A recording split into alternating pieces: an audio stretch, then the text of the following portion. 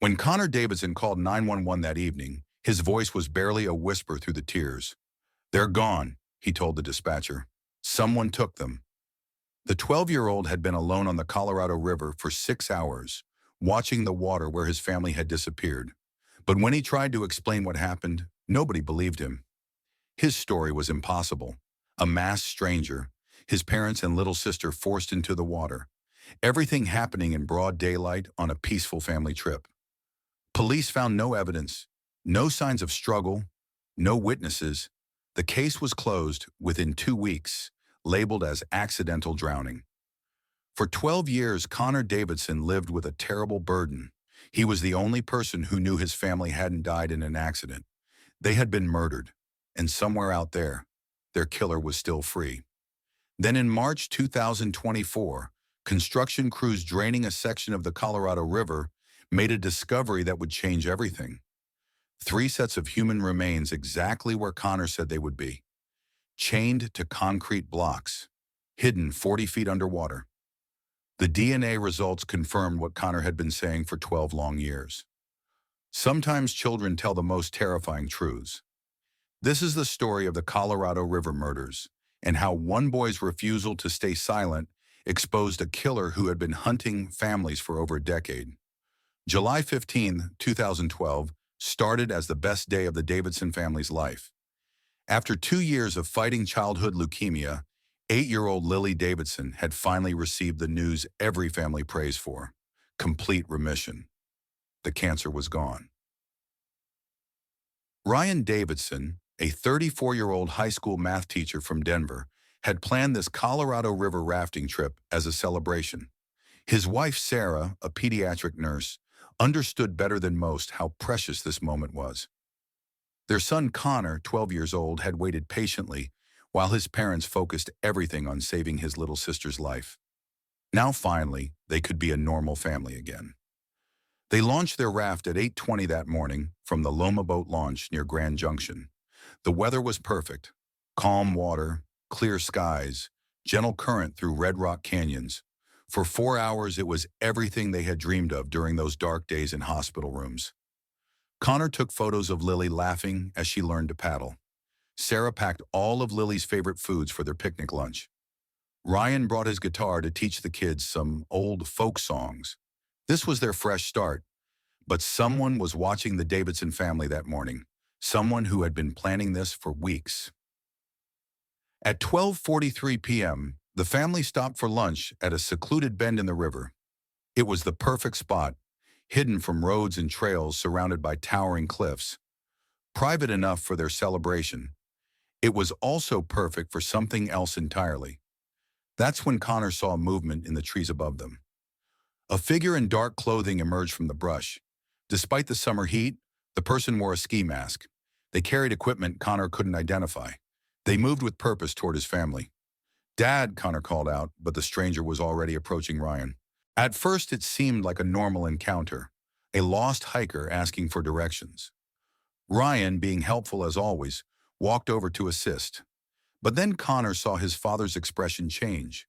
Confusion became fear. The helpful stranger had revealed their true intention.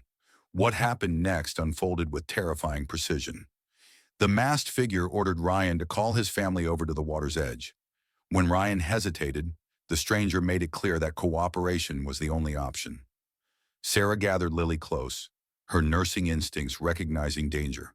But there was nowhere to run. The stranger had brought equipment: heavy chains, concrete blocks. This wasn't random violence. This was planned execution. Connor watched from behind the raft as his family was led into the deeper water. The chains were attached with mechanical efficiency. No emotion, no response to their quiet pleas for mercy.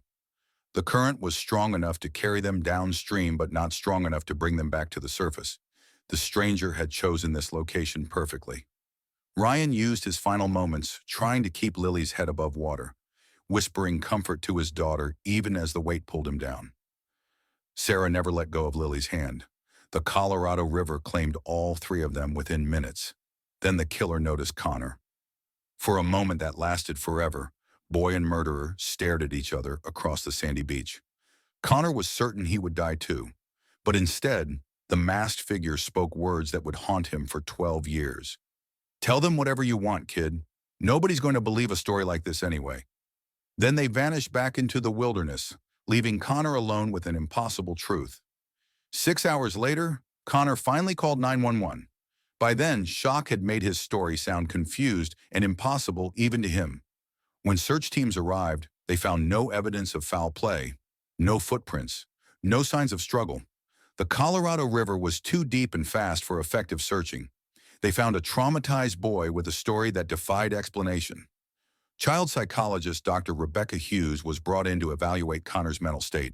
In 20 years of working with traumatized children, she had seen how young minds create elaborate fantasies to cope with inexplicable loss. But Connor's case puzzled her. His story never changed across multiple interviews. The details were too sophisticated, too specific for a child's imagination. Most importantly, Connor showed none of the signs of a child fabricating memories to cope with guilt or trauma. Still, without physical evidence, investigators had no choice. The Davidson deaths were classified as accidental drowning. Case closed. Connor was placed with his grandmother, Margaret Davidson. At 72, she had raised 4 children and buried her husband.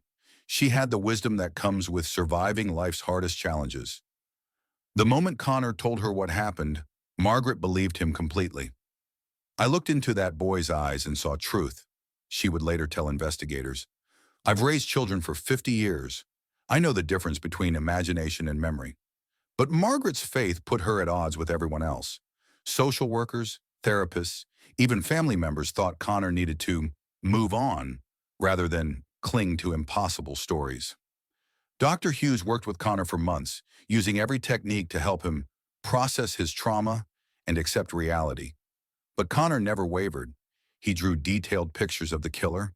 He described the equipment. He marked locations on maps with startling precision. The more Connor insisted his story was true, the more convinced adults became that he needed intensive intervention. For 12 years, he was labeled as the boy who couldn't accept a tragic accident.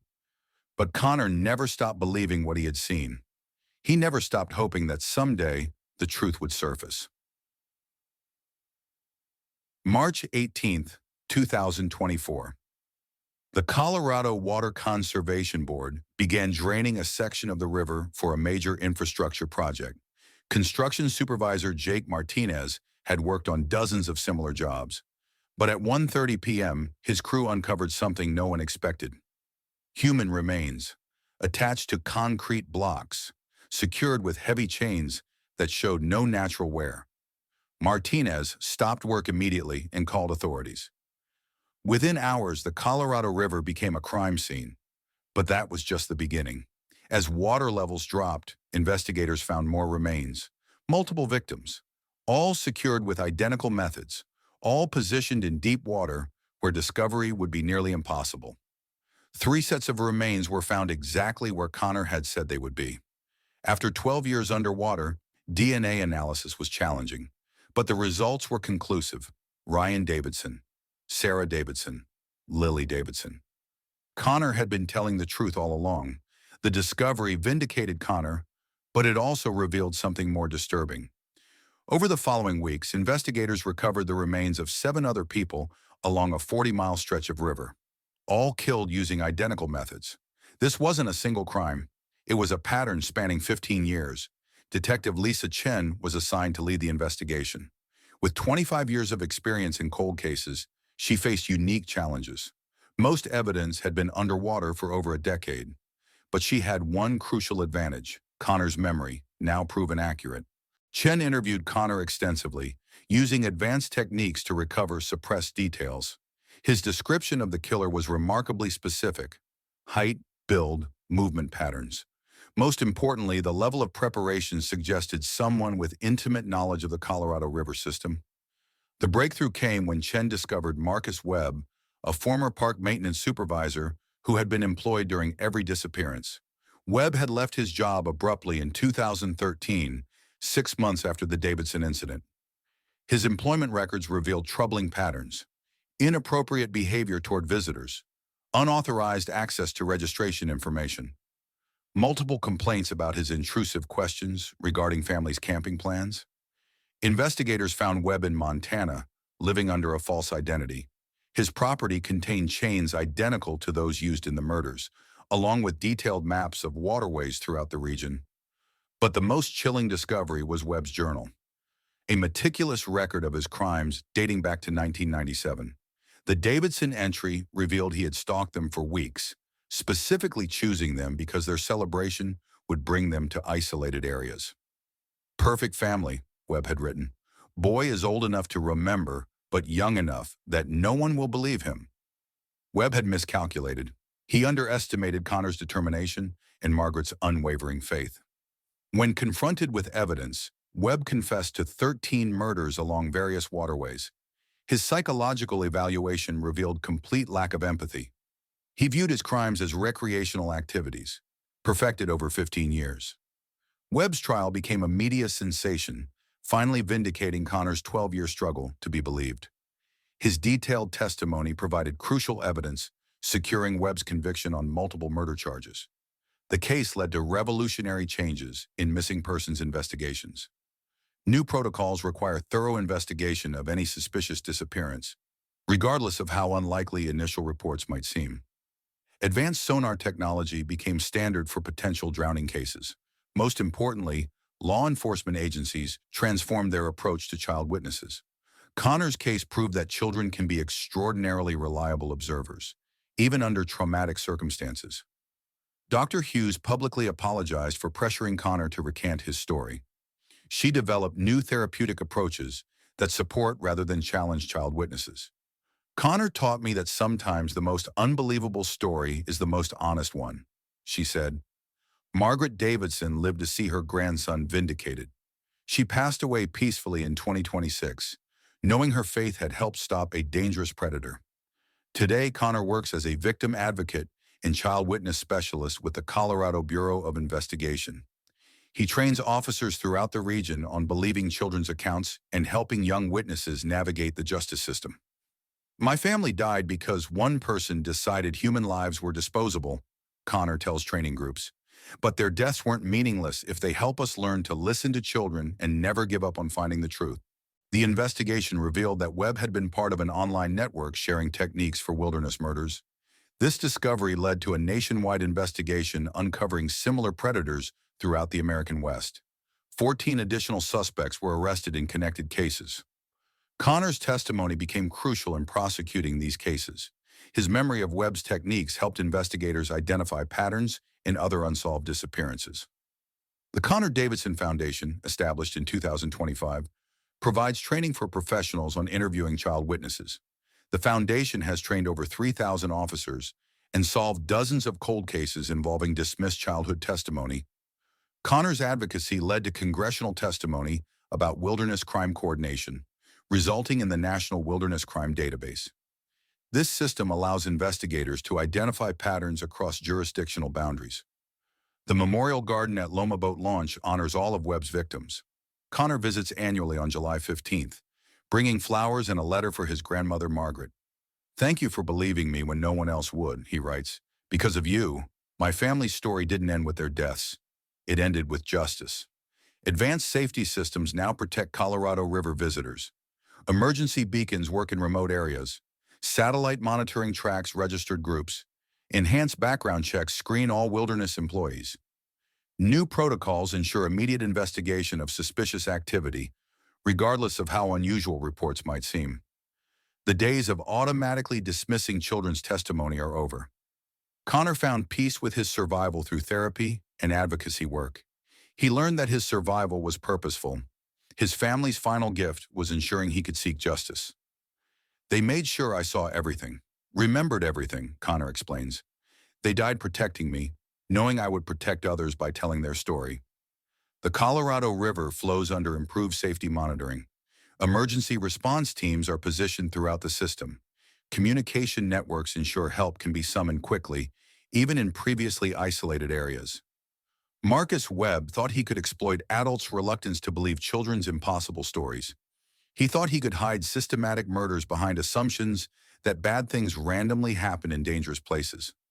He catastrophically underestimated a child's memory supported by unwavering love, a grandmother's intuition backed by life experience, and a family's determination for justice. Connor made the choice to keep telling the truth when he was 12 years old, traumatized and alone. He has continued making that choice every day since. His story proves children sometimes see truths adults refuse to acknowledge. Love can overcome the most calculated evil. Justice delayed is not always justice denied when people refuse to give up fighting. The Colorado River carries the memory of those lost and the promise that their sacrifice protects others. Sometimes the most powerful force isn't violence or deception. It's one person's refusal to let truth be buried. Webb's journal contained plans for future victims throughout Colorado and neighboring states. He had been escalating, planning to expand operations to Utah, Wyoming, and New Mexico. The investigation revealed he was part of an online community sharing murder techniques in wilderness areas. FBI cybercrime units discovered forums where members discussed making disappearances look accidental, shared remote disposal locations, and coordinated activities across state lines. This led to arrests of 14 additional suspects in similar crimes throughout the American West. Connor's survival took on new meaning. He hadn't just witnessed random violence. He had been spared to expose an entire network of predators using wilderness areas as hunting grounds. Sometimes I wonder why I survived when my family didn't, Connor reflects. But I understand now. I was meant to be their voice. I was meant to ensure their deaths protected other families. Technological advances followed the case. New emergency beacon systems work in areas without cell coverage.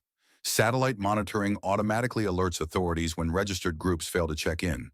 Advanced underwater cameras and sonar became standard investigative tools. The case fundamentally changed how society views children's testimony about violent crimes. Connor proved that children can be extraordinarily reliable witnesses under the most traumatic circumstances. Connor's greatest achievement has been finding peace with survival and viewing his experience as strength rather than shame. Years of therapy helped him understand his survival was necessary for achieving justice. Margaret's unwavering support provided the emotional foundation Connor needed to survive 12 years of skepticism. Her grandmother's intuition proved more reliable than professional expertise. Connor's resilience became a model for other trauma survivors, demonstrating that maintaining truth and integrity is possible even when the world insists you're wrong. Park rangers throughout the region receive extensive training in recognizing predatory behavior. Comprehensive background checks include psychological evaluations and monitoring for concerning patterns. The Memorial Garden has become a pilgrimage site for families who lost loved ones to violent crimes. It serves as a powerful symbol that truth can survive impossible circumstances. Justice can prevail despite delays, and love transcends the most horrible events. Every summer, thousands of families enjoy Colorado River adventures under protection of safety systems that exist because one boy refused to let adults convince him his family's murder was an accident. The investigation revealed Webb's confidence that childhood testimony would be dismissed, especially without physical evidence. His journal showed calculated reliance on adult skepticism as his primary defense against detection. Should have eliminated the boy, Webb wrote in a later entry, but children's memories are unreliable under trauma, and adults prefer simple explanations. Time will make him doubt himself. Webb's fundamental miscalculation about Connor's psychological resilience in Margaret's support led directly to his downfall and the discovery of his 15-year operation. During confession interviews, Webb showed no remorse, describing his crimes in clinical terms as hobby development. His psychological evaluation revealed narcissistic personality disorder with psychopathic traits preventing empathy or human connection. I was exceptionally good at what I did, Webb told investigators. I understood people want to believe in accidents rather than intentional harm. I gave them what they wanted to believe for 15 years. The trial revealed Webb's systematic targeting of families visiting remote river areas. He used his park position to identify vulnerable victims and plan eliminations with military precision. Victims ranged from age 6 to 74, chosen for isolation and likelihood their disappearance would seem accidental. Webb's operation demonstrated sophisticated understanding of water patterns, decomposition rates, and police procedures. He had perfected techniques for undetectable murder over more than a decade. Webb was sentenced to death on 13 murder counts in Colorado, with additional life sentences in Montana and Wyoming, totaling over 20 convictions. This ensured he would never again threaten families seeking wilderness recreation. Dr. Hughes used Connor's case to revolutionize child witness protocols, developing therapeutic approaches that validate rather than challenge young testimony. Her work influenced national standards for interviewing child witnesses in criminal cases. The case highlighted crucial importance of family support in helping trauma survivors maintain psychological stability when external pressures challenge their reality. Margaret's belief provided Connor with emotional foundation necessary for surviving years of professional skepticism. Connor's advocacy work extended to congressional testimony about need for better coordination between agencies investigating wilderness crimes. His recommendations created the National Wilderness Crime Database, allowing pattern identification across jurisdictions. This centralized system has proven invaluable for connecting previously isolated cases and identifying potential predators operating across multiple states. Several active investigations currently use the database to track suspect patterns. Connor's speaking engagements at schools and community organizations emphasize that extraordinary courage comes from ordinary choices. The decision to keep speaking truth regardless of how long the world takes to listen. My family's last gift was ensuring I saw everything, remembered everything, so justice could eventually be served, Connor tells audiences. They protected me physically and knew I would spend my life protecting others by telling their story. Modern Colorado River safety includes real-time monitoring of water conditions and weather patterns. Emergency response teams with specialized equipment for rapid remote deployment are strategically positioned throughout the river system.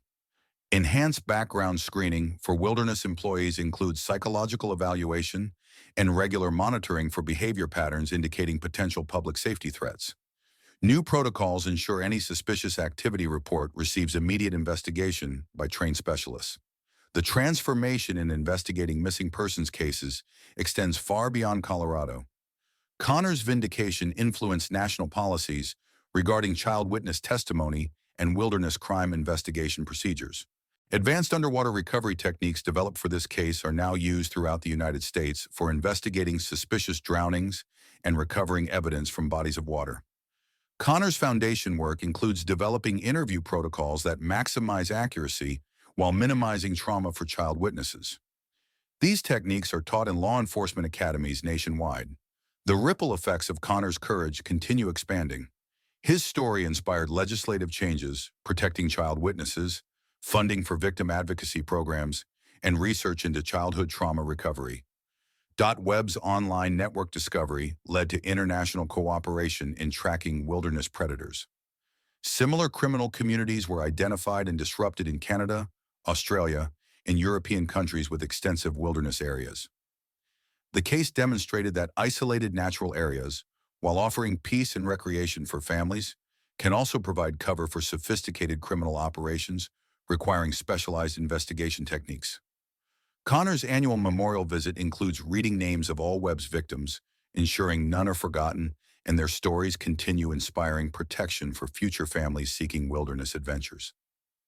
The river remembers everything, Connor says during these ceremonies, and now, thanks to everyone who refused to give up on truth, so do we.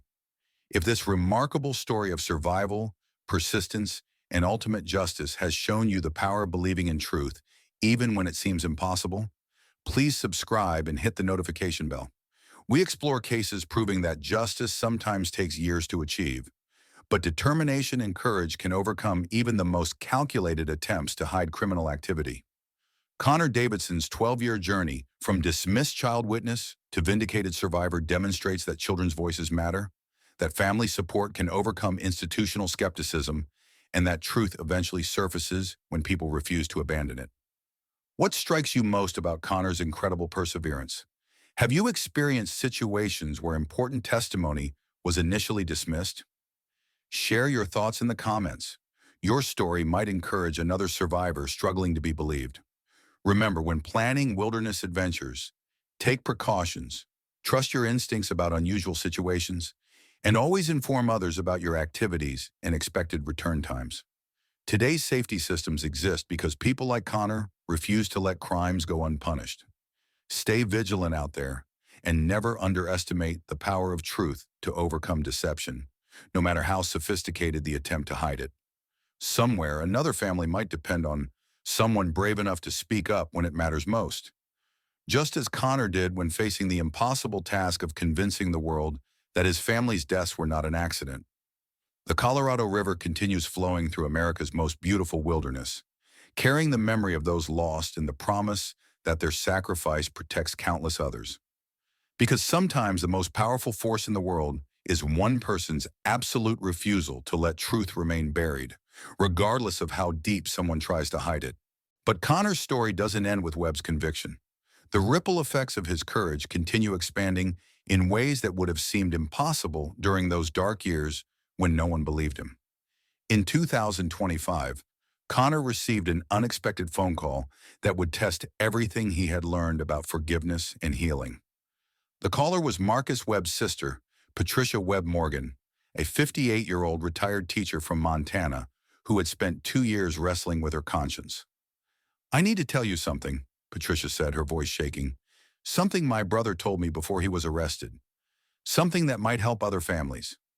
Patricia revealed that Marcus had confessed to her during a Christmas visit in 2022, months before his arrest. He had described his crimes in chilling detail, explaining his methods and even mentioning families he was still watching. Patricia had been paralyzed by disbelief and fear, unable to process that her brother was capable of such evil. "I kept telling myself he was lying, exaggerating, trying to scare me," Patricia explained to Connor during their emotional phone conversation. "But when I saw the news about his arrest, I realized everything he told me was true. I've been carrying this guilt for 3 years, knowing I could have prevented other tragedies if I'd been brave enough to speak up." Patricia's information led to the discovery of additional evidence that Webb had hidden throughout Montana and Wyoming. More importantly, her detailed recollections of Webb's confessions helped investigators understand his psychological evolution and identify other potential targets he had been stalking. This revelation reinforced one of the most important lessons from Connor's experience, that speaking truth, no matter how difficult or impossible it seems, can save lives. Patricia's decision to finally break her silence led to the protection of at least 6 families that Webb had been researching and planning to target. Connor's response to Patricia's call demonstrated the emotional maturity and wisdom he had developed through his journey. Instead of anger or resentment towards someone who could have stopped his family's killer earlier, Connor showed compassion for another person struggling with impossible knowledge. "I understand why you couldn't speak up immediately," Connor told Patricia. "I know what it's like to carry a truth that nobody wants to hear. The important thing is that you found the courage to tell it eventually. That's what matters now." Their conversation led to an unlikely friendship that has helped both Connor and Patricia process the complex emotions surrounding Marcus Webb's crimes. Patricia has become another advocate for encouraging people to report suspicious behavior, even when it involves family members. Connor's influence extends far beyond law enforcement training and victim advocacy. His story has been incorporated into psychology curricula at universities throughout the United States, teaching future mental health professionals about the reliability of childhood memory and the dangers of dismissing children's accounts too quickly. Dr. Emily Rodriguez, a psychology professor at the University of Colorado, uses Connor's case as a central example in her courses on trauma and memory. Connor's experience demonstrates that children's minds don't work the way many professionals assumed, Dr. Rodriguez explains to her students. Under traumatic circumstances, children can actually become hyper-accurate observers, recording details that adults miss because they are processing the emotional impact of events. The case has also influenced medical school training programs, teaching future doctors to listen more carefully to children's descriptions of injuries and events that might indicate abuse or violence. Connor's experience proved that children often provide crucial information if adults know how to listen without prejudgment. Connor's advocacy work has taken him to international conferences on child welfare and victim rights. In 2024, he addressed the United Nations Committee on the Rights of the Child in Geneva, sharing his story with delegates from around the world and advocating for improved protocols for child witnesses in criminal cases. Every country represented in this room has children who have witnessed violence. Connor told the international audience. Some of those children are trying to tell adults what they saw, but their voices are being dismissed because their stories seem impossible. My family died because one person thought children's voices don't matter. Let's make sure that never happens again. Connor's UN presentation led to the adoption of new international guidelines for interviewing child witnesses, standards that are now being implemented in criminal justice systems throughout Europe, Asia, and South America. His influence on global child protection policies represents one of the most far-reaching impacts of his 12-year struggle to be believed. The technological innovations inspired by Connor's case continue evolving. The emergency beacon systems developed for wilderness areas have been adapted for urban environments, allowing children and vulnerable adults to summon help in situations where traditional communication methods aren't available. The satellite monitoring technology originally designed to track wilderness recreation groups has been modified for use in elder care facilities, allowing families to monitor the safety and location of elderly relatives who may become confused or disoriented.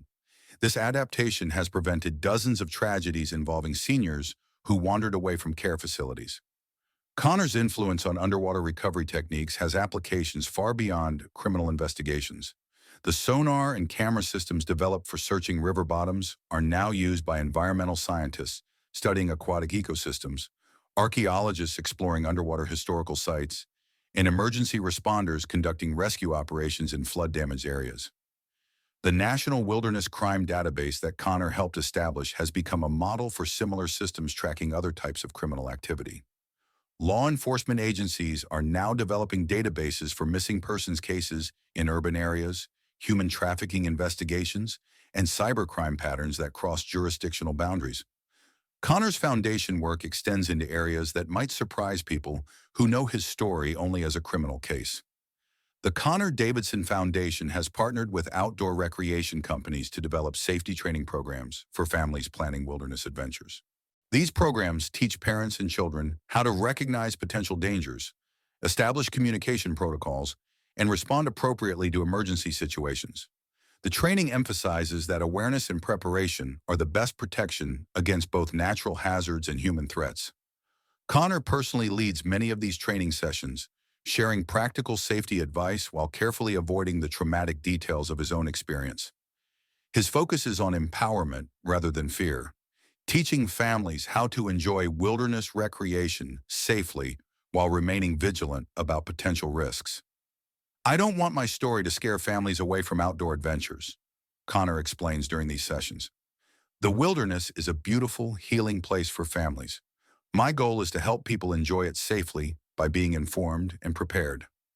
The foundation also sponsors research into childhood trauma recovery, funding studies that examine how children process and remember traumatic events. This research has practical applications for therapists, social workers, and law enforcement officers who work with young trauma survivors. Dr. Sarah Chen, a researcher at Stanford University who has received foundation funding, is studying how different therapeutic approaches affect children's ability to maintain accurate memories of traumatic events. Her work directly builds on lessons learned from Connor's experience with therapy, designed to make him recant his story. Connor's case showed us that traditional approaches to childhood trauma therapy can actually be harmful when they prioritize moving on over preserving truth, Dr. Chen explains. We're developing new methods that help children heal while maintaining the integrity of their memories. The Foundation's research grants have also supported studies into the long-term psychological effects of being disbelieved by trusted adults. This research has implications for children who report abuse, bullying, or other traumatic experiences that adults might dismiss as exaggeration or attention-seeking behavior. Connor's personal relationships have evolved in remarkable ways since his vindication. He married his college girlfriend, Maria Santos, in 2026, and they now have a young daughter named Margaret after Connor's grandmother. The family lives in Boulder, Colorado, where Connor continues his advocacy work while Maria teaches elementary school. Connor's experience as a father has given him new insights into child psychology and development. Watching his own daughter grow and learn has reinforced his belief that children are far more perceptive and reliable than most adults recognize. When I see how clearly my daughter observes the world around her, how accurately she remembers details that adults overlook, it reminds me that children's minds are incredibly powerful. Connor reflects. We need to respect that power instead of dismissing it. Connor has been careful to ensure that his daughter grows up knowing her family history without being traumatized by it. He tells her age-appropriate stories about her grandfather Ryan, grandmother Sarah, and Aunt Lily, focusing on their love, courage, and the importance of speaking truth even when it's difficult. She knows that her grandparents and aunt were heroes who helped protect other families, Connor explains. When she's older, she'll understand the full story, but for now, she knows that our family believes in telling the truth and helping people. The Memorial Garden at Loma Boat Launch has become a place of pilgrimage not just for Connor, but for his growing family. Maria and young Margaret join Connor for his annual July 15th visit, creating new traditions while honoring the memory of those who were lost. The garden has expanded over the years to include educational displays about water safety, child protection, and the importance of believing survivors. These displays serve both as memorials to Webb's victims and as practical resources for families visiting the area. Connor's relationship with law enforcement has evolved from suspicious subject to respected colleague to innovative partner. He now collaborates with agencies throughout the Western United States on cold case investigations, training programs, and policy development. His unique perspective as both a crime survivor and a professional advocate gives him insights that purely academic experts often lack. Connor understands viscerally how it feels to be disbelieved, dismissed, and marginalized, but he also understands the institutional challenges that law enforcement agencies face when investigating complex cases. I'm not anti-police or anti-system, Connor emphasizes during his training presentations. I understand that investigators and therapists were doing what they thought was best for me. But good intentions aren't enough. We need better training, better protocols, and better understanding of how trauma affects children's ability to communicate their experiences. Connor's collaborative approach has made him more effective as an advocate than he might have been if he had adopted a confrontational stance toward the professionals who initially dismissed his story. His willingness to work within existing systems while pushing for improvement has led to meaningful changes in policies and procedures. The impact of Connor's story on popular culture has been significant and largely positive.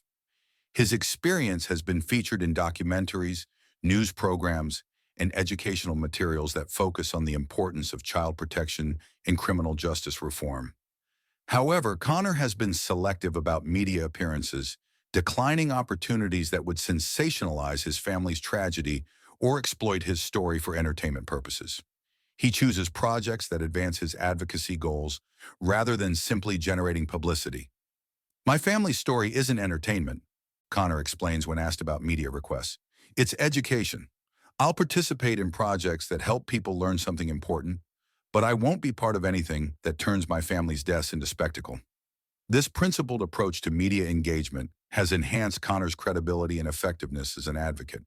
His reputation for integrity and thoughtfulness has made him a sought-after speaker and consultant on issues related to child welfare and criminal justice.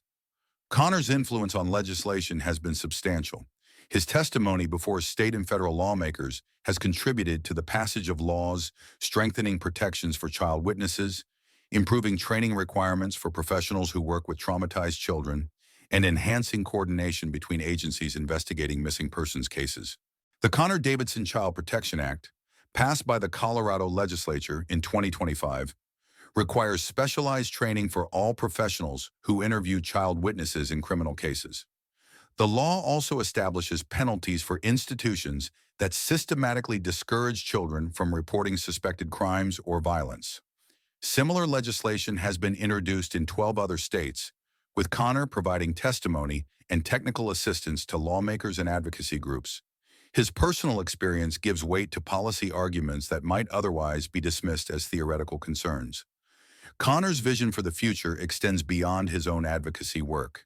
He is actively mentoring other survivors of violent crime who are interested in becoming advocates themselves. The Connor-Davidson Foundation provides training, resources, and emotional support for survivors who want to transform their experiences into forces for positive change. Surviving trauma gives you insights that can help other people, Connor tells the survivors he mentors. But it takes time to develop those insights into effective advocacy skills. My goal is to help survivors find their voices and use them to protect others. The Foundation's Survivor Leadership Program has trained over 50 advocates who are now working on issues ranging from domestic violence prevention to missing persons investigations to child protection reform. These advocates carry forward Connor's message that survival can be transformed into service when survivors are given proper support and training. Connor's academic achievements have complemented his advocacy work. He completed his master's degree in criminal justice in 2025, writing his thesis on the reliability of childhood memory in traumatic situations. His research contributed new insights to the academic literature, while also informing practical improvements in investigation techniques. Connor is currently pursuing a doctoral degree in psychology, focusing on trauma recovery and resilience in children and adolescents. His research combines academic rigor with personal experience, creating studies that are both scientifically valid and practically applicable. I want to understand not just what happened to me, but why some people recover from trauma while others don't. Connor explains about his academic work. If we can identify the factors that promote resilience, we can help more survivors transform their experiences into sources of strength. Connor's academic work has been published in peer-reviewed journals and presented at professional conferences throughout the United States and internationally. His dual perspective as both survivor and researcher has contributed valuable insights to fields that have traditionally relied primarily on clinical observation rather than lived experience.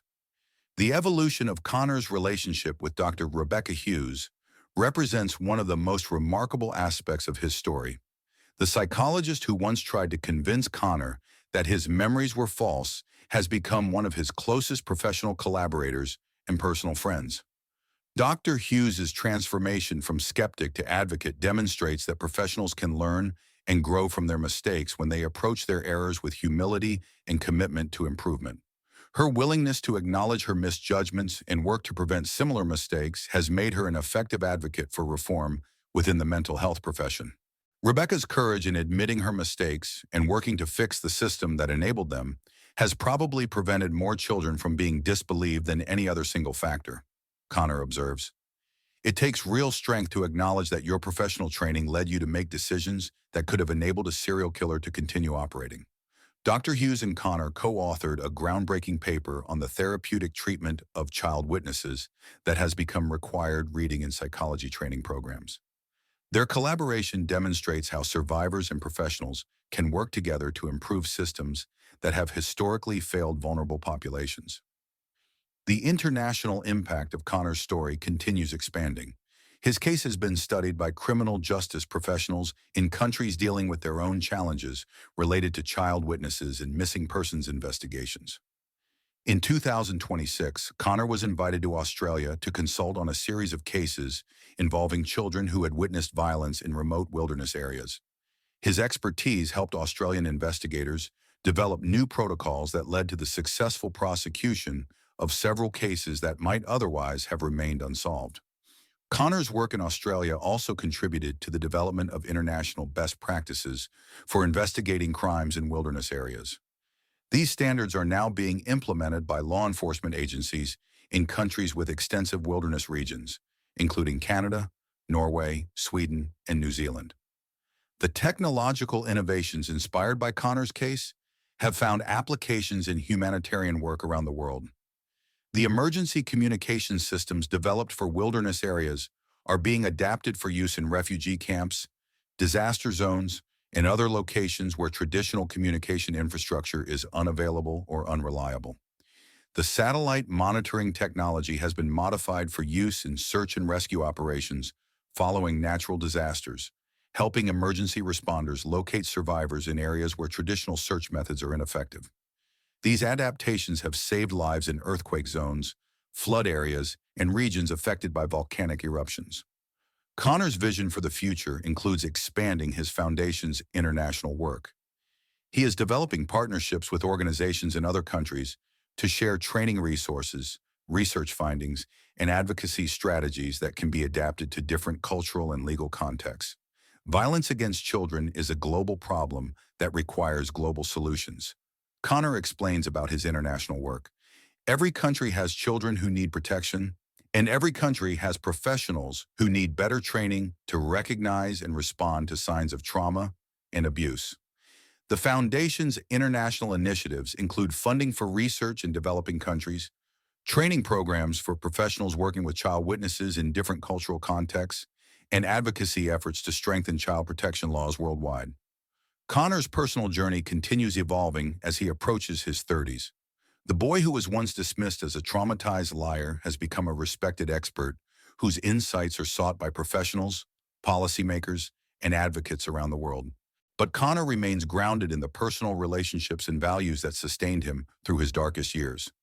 His marriage to Maria, his role as a father to young Margaret, and his continued connection to his grandmother's memory provide emotional anchors that keep him focused on what matters most. My grandmother always told me that the best way to honor the dead is to live well and help others, Connor reflects. That's what I try to do every day.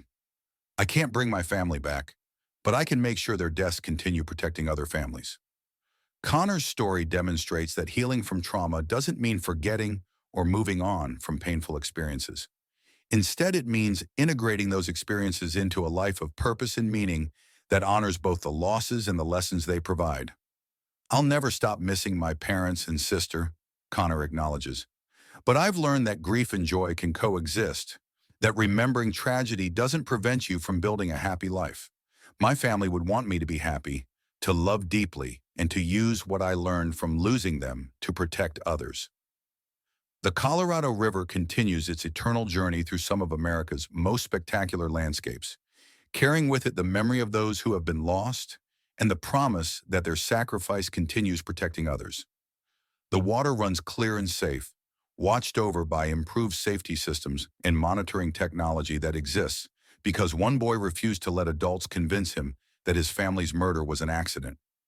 Connor Davidson's story proves that sometimes the most ordinary people become extraordinary heroes, not through dramatic gestures, but through quiet persistence, unwavering integrity, and the courage to keep speaking truth when the world insists on silence. His 12-year journey from dismissed child witness to vindicated survivor and advocate demonstrates that justice, though delayed, can ultimately prevail when people refuse to abandon hope and continue fighting for what they know is right.